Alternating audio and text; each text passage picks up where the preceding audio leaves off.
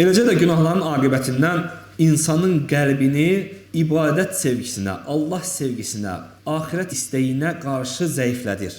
Qəlbi zəiflədir. Onda asilik sevgisini onda gücləndirir. Eləcə də tövbə sevgisini onda zəiflətir. Az zəiflətir. Hətta o bütövlüklə tövbə etməkdən imtina edir. Yalnız yalançıların tövbəsini edir. Yalançıların istiğfarını edir. Yəni dildə deyir ki, tövbə etdim, əstəğfirullah deyir, zikr edir. Amma qəlbi ilə o tövbəni etmir. Çünki bilir ki, ondan sonra bir fürsət tapan kimi o günahı eləyəcək. Bir xəlvətə çəkilən kimi o günahı eləyəcək. İnsanların gözündən uzaqlaşan kimi o günahı eləyəcək. Bu da yalançıların günahıdır. Bu da xəstəliklərin ən pisi və həlakə ən yaxın olanıdır. İnsanı həlakə ən çox aparandır. Çünki insan hiss eləmir. Elə bilir ki, tövbə eləyir, amma əslində o qəlbi ilə tövbə etmir.